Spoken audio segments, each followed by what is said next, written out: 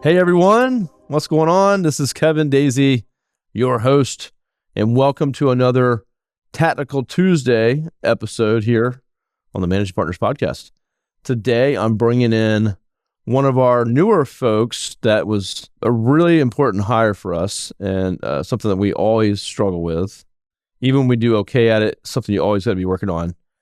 But that's client communication and really taking care of our clients and the onboarding process, the client journey, and things like that. So Meghan has come on board with us, and she's been working on all those things for us. So I don't want to steal her thunder, and I want her to introduce herself, tell us her background, and we're going to talk about how you as a lawyer, owner, can implement what we're talking about today in your law firm with communication with your clients and improve your firm. But we're going to tell you how we've done it here and what we're working on. So Meghan, welcome to the show.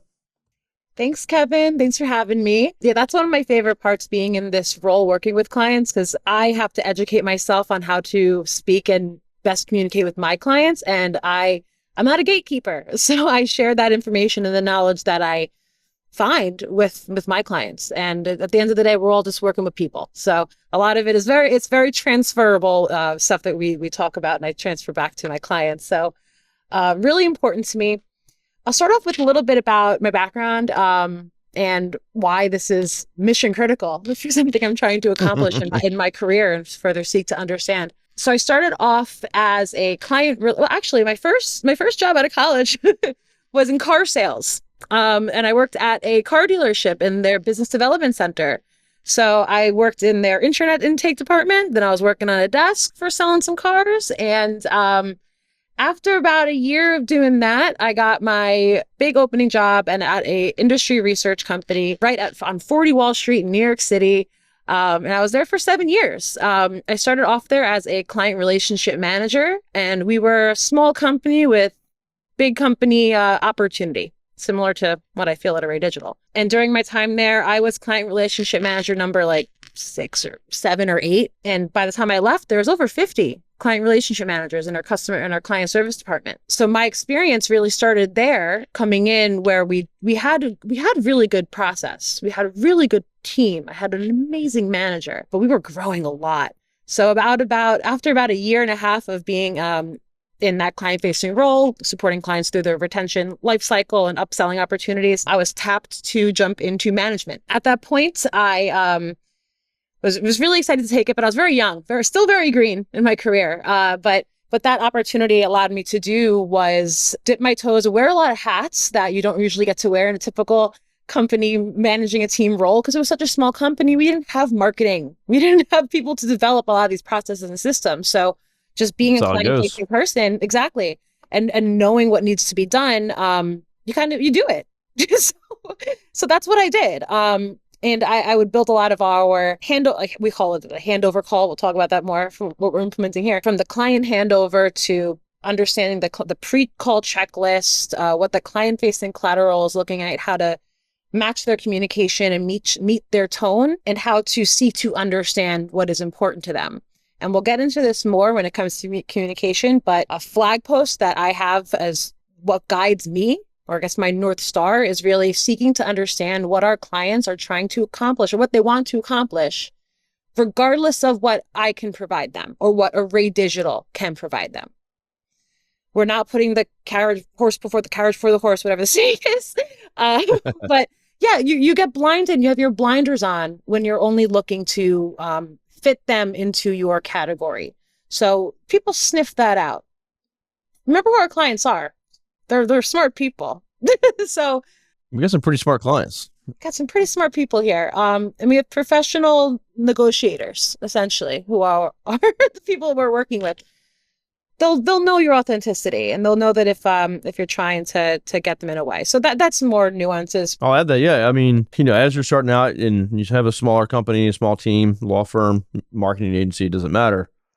Yeah. Everyone's kind of doing a lot of different things, and process is kind of, maybe for some things and not for others. And, there's a lot of scramble and a lot of focus quickly goes on the work, and you lose sight of we're helping somebody, and we're working with a client that's different than the other clients that has different needs, they like to communicate differently. And so you just try to put them in the process. And the thing is, if you hire someone and you say, hey, here's the process, and then they follow it to a T, right? And then you're cramming that client into this process, like you're saying.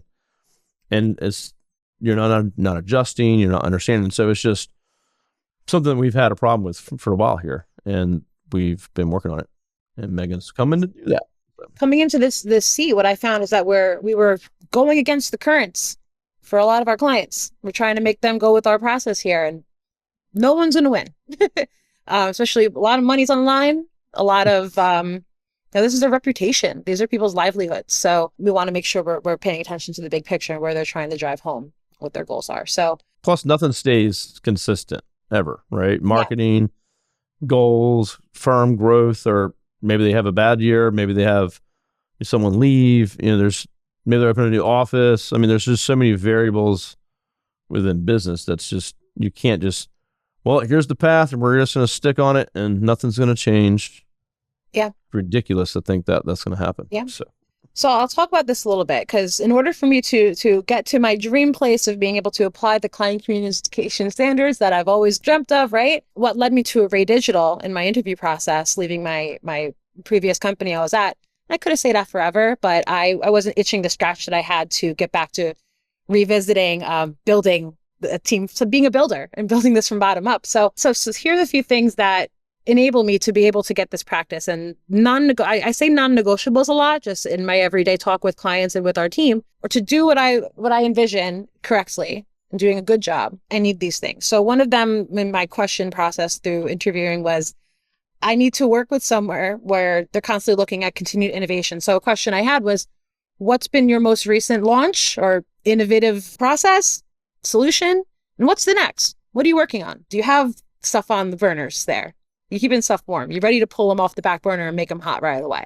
I don't want to work somewhere where we have too much lag. The other thing that was really important to me was cross-functional communication with executive leadership. And look where I am today, right? Look, I'm sitting here with Kevin and talking. Kevin's one of our co-founders. The reason why that's important to me is because frontline is precious. You need to know not only what your clients are saying to your frontline, but are your frontline people motivated, educated, and aware on the human level of how they're being perceived by our precious clients. So there's a few pieces here when it comes to client communication. It's making sure we know what we want to say, but also are our team members empowered to be able to say it? Do they have that confidence, the skill and the will they need? So there's a lot of nuances there when it comes to it. So then back to your point, Kevin, we can't just code across all clients, and we can't code across all client-facing employees. So there's a lot of intricacies here where the moving parts have moving parts. That's why I have my guiding light and North Star, is that we're always constantly seeking to understand what they want to accomplish regardless of what we can offer.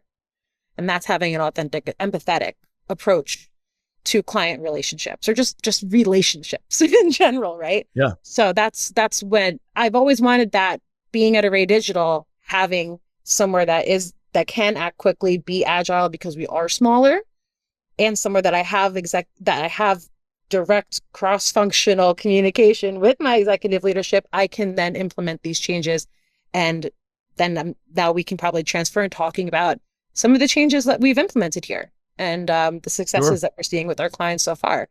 And these are all things that law firms can do. You can do for your clients. So I want to highlight that point. No, I mean, there's good points, and I appreciate that. And yeah, I know a lot of companies that the ownership, the leaders, the owners, founders, whatever you want to call them, they're not that engaged, or maybe they don't even care as much. The company just needs to make money and go forward. Or you got like big corporations, big huge companies that you kind of lose that. So yeah, we're in a good spot where we are, and I think a lot of lawyers that I know, a lot of guests I've had on the show, seem to be very engaged with their clients and the whole process, and so that's good to see across the board for the most part. But for me, when it was me and then me and about 5 or 10 people, I owned all the relationships. And at the size we're at, I can't just do that all. And so yeah. So as you build, you said to start implementing processes and systems and bringing on people like yourself to be able to grow and scale that, but the client not feel like they had a different experience or that they lost something along the way. Yeah. So that's an important part of the process here, is ensuring the seamless experience while we're having internal changes. So we're allowed to run out their hair on fire. Client will never know. That's what we're trying to preserve here too. Okay. We've never done that before. No. Never. Calm, cool, and collected. But yeah, that's been one of the challenges that I think that we've had. But it's also, I love a challenge, but it's been fun because I think that it's been like a changing frame of mind for a lot of people here that are especially so used to working in an old agency model. Just like we said, we can't code across all people and companies, and we can't code across all client operations models. So times are changing. If you look at my previous company I was working for was a consulting advisory company, and my clients were big banks, mostly in Canada. I sold 3 suites of products to these clients. One of them was a customer service and support-facing product.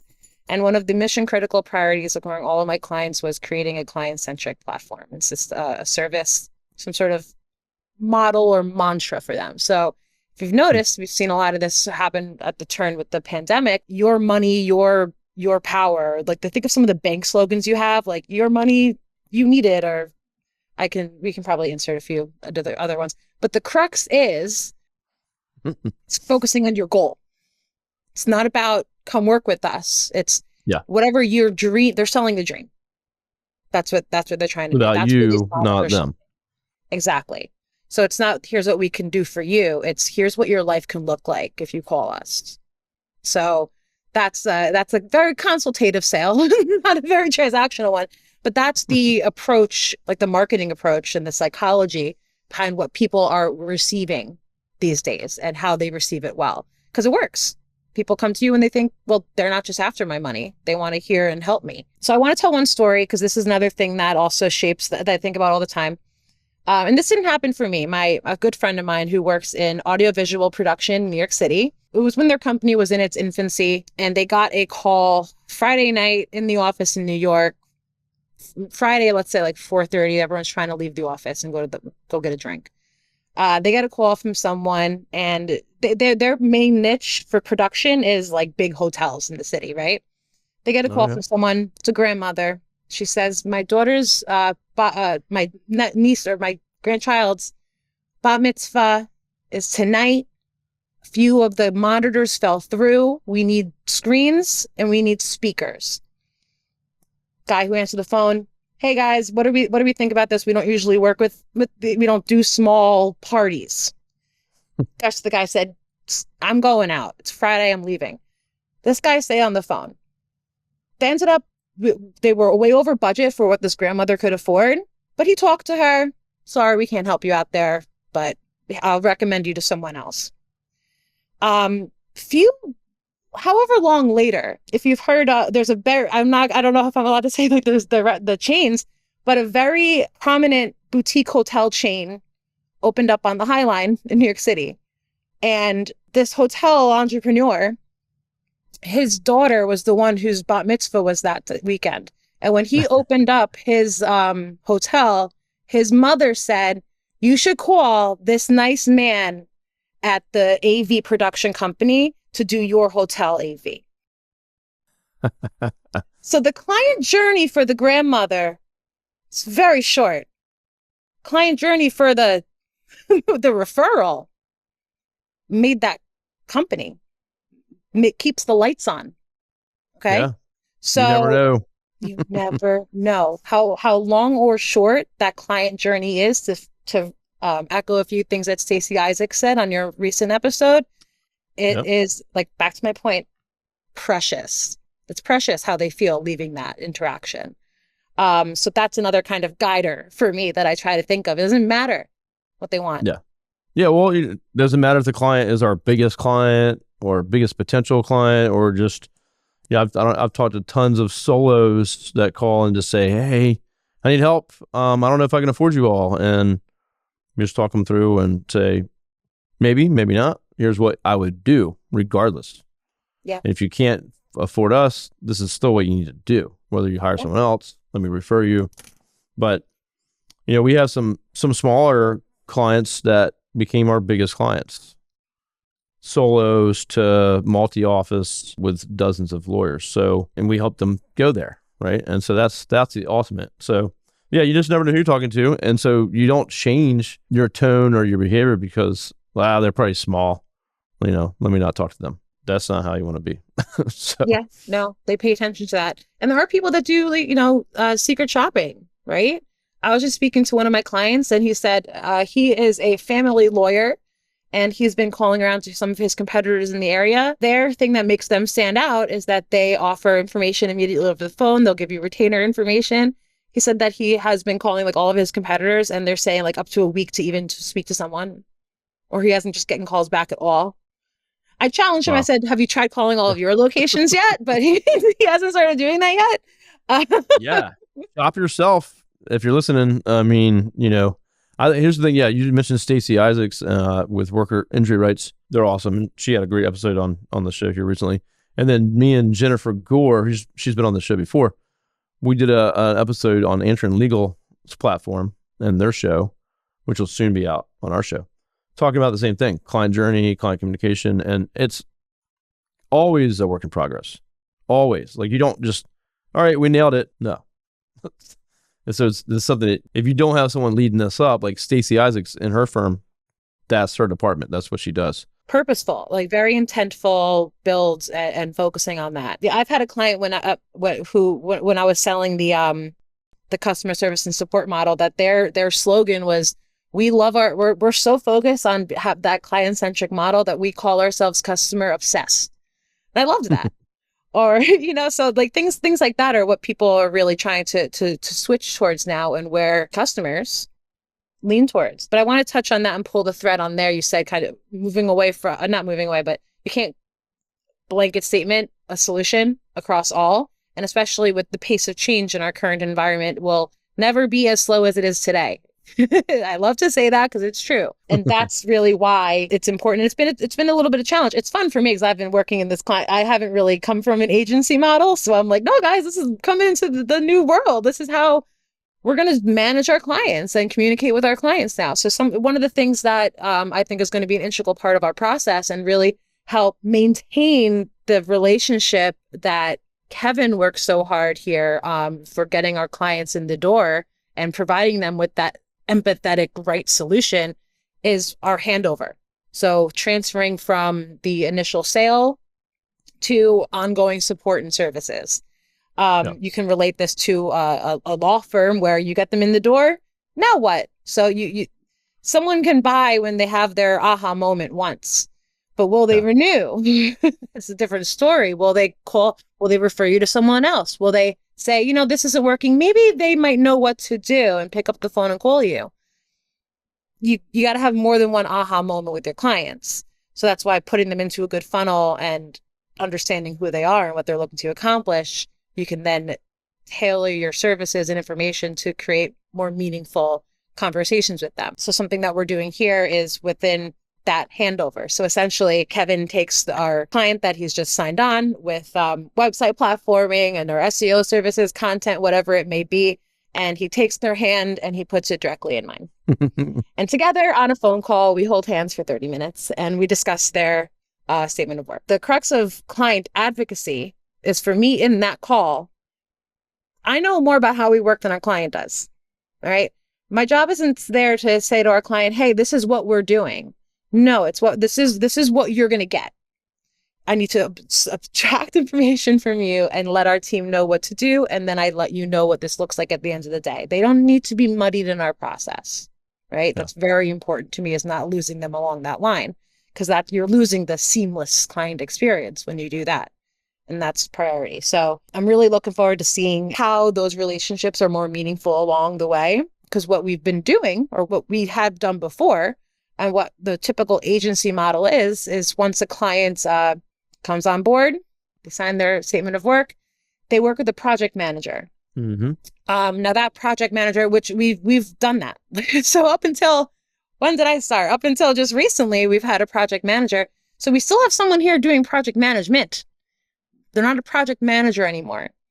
We have Meredith, who's been supporting Kevin for the past few months in a sales administrative role, coming and working with me as our client advocate support individual. And your title for everyone, I don't think we told that, which is new. So my title is Director of Client Advocacy. We could have said client services, account management, but being purposeful in the title there, because that's what I'm doing. I'm there to advocate on your behalf, champion for your interests internally, ask questions that you might not know you need to ask right now, because I have your goals in mind because we've talked about it. Yeah, I love that. Think about that too. As if a lawyer, like what's the title of those folks? What do you call them? I think it's important. And Meghan's not just here to look out for you or the client if you were a client, but to come to the team and the agency and say, hey, this is broken. This is not right. This is going to be a problem. Yep. So like truly advocating for how the client's feeling and how that process is and what that looks like. So looking for improvement pretty much constantly. I'll say it again. There's no gatekeeping with me. And I'm a big knowledge seeker. So anything I take, I want to share, if it's relevant. So like, for example, Kevin, I keep summaries on all of your podcasts. And when I'm on phone calls, I keep it in like a document, I transcribe, and I get takeaways from all of these, and I control F for like key takeaways and keywords for my clients. I'm like, take this piece of information, whether I can do it on the phone or afterwards. Like, this might be helpful. I don't know. But as I get to know them more, I know what is more helpful. But that's how you advocate for them.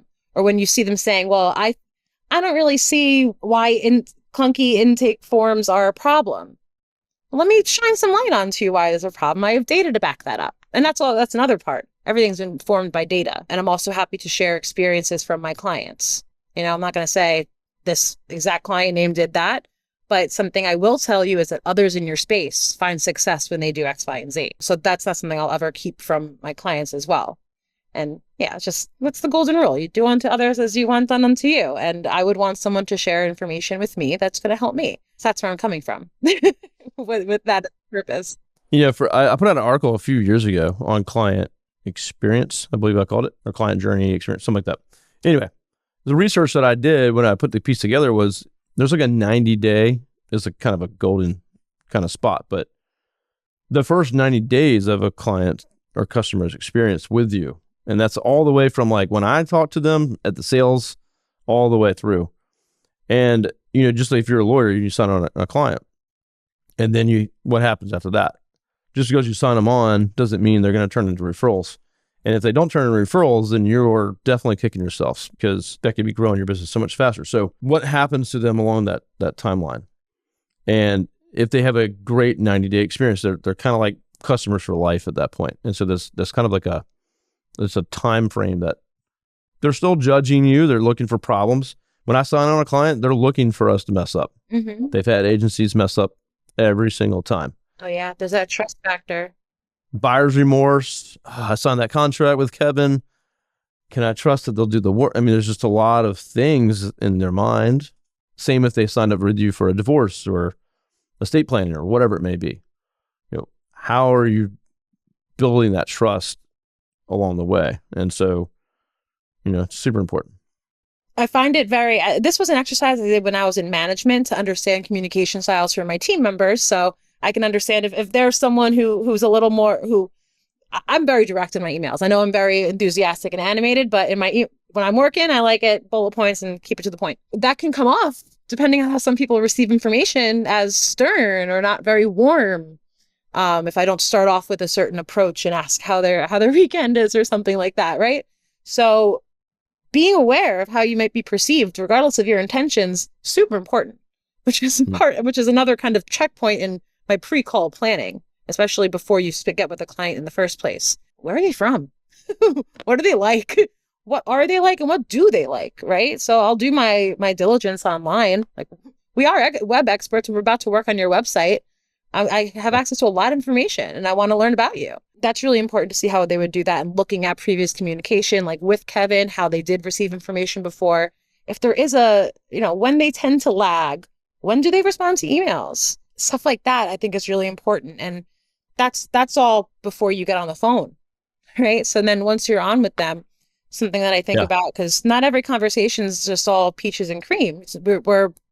You hired us because you have a problem, and solving those problems has growth pains. So that's okay. We're gonna have to have some strategic conversations, make decisions together, right? We'll advise you along the way, but it's a challenge to get a lot of this done. There is a lift. So when you want to give them advice, and sometimes people just aren't seeing the way that you're seeing them, whether they don't have the knowledge to, or maybe we're misguided, whatever it is.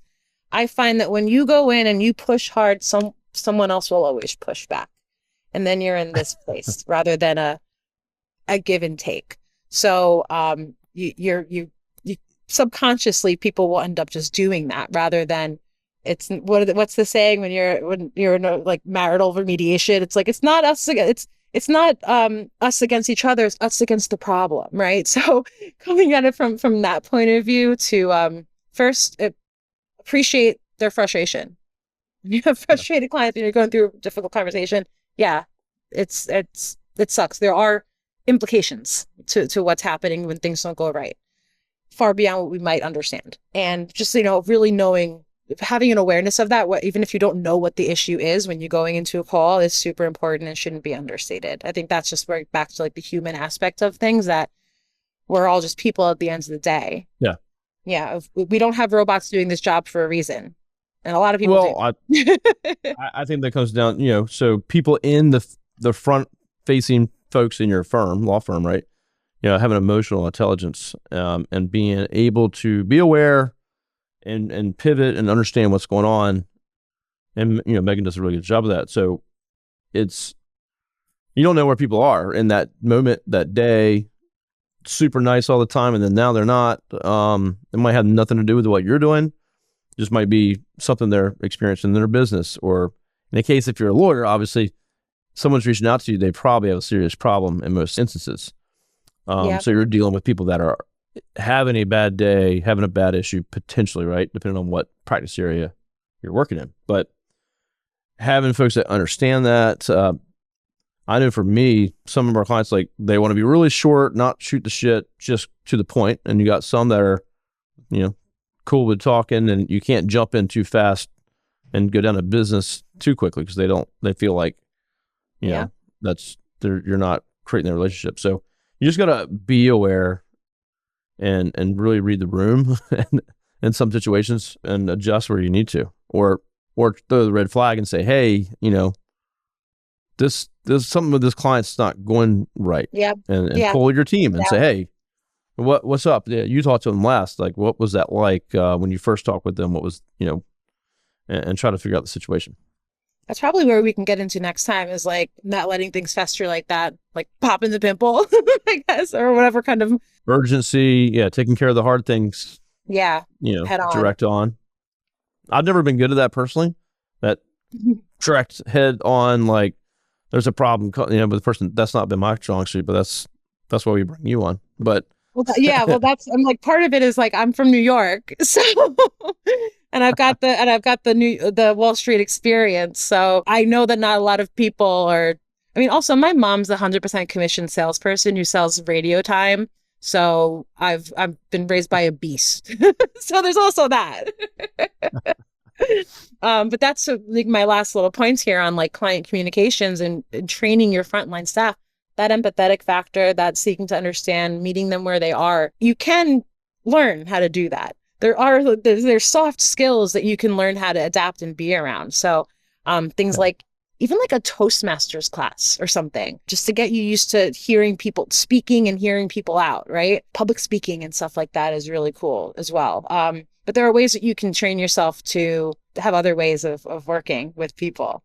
Yeah, well, I think, it goes back to empowering your people to be able to go outside the lines, right? Versus like, okay, here's your seat. You're going to do this and this and this, and then that's it. And so, they have to have mental ownership, right? They want to be part of this process and make changes and add to it and get creative and say, hey, I think we should do this. So this client has this situation. I think we should do that. You want a team that that can do that and have that Yeah. ability. That's to do advocacy. That's advocating for your clients. That's advocating for yourself and for your knowledge and for your company.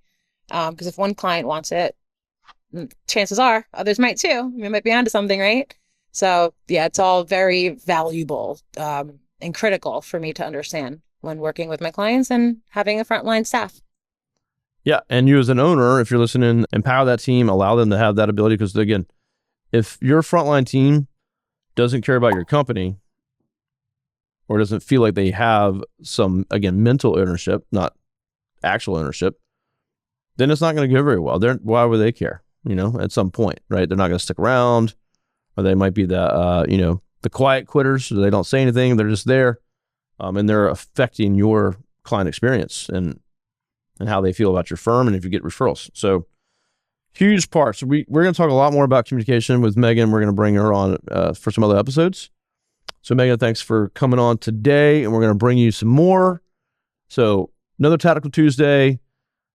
You got, if you have questions or things that you want us to cover, please let me know, and we'll work it in there. But communication, client experience, there's so much to it. We have 20 episodes about it. I know. Thank you everyone for tuning in, and we'll see you on the next one.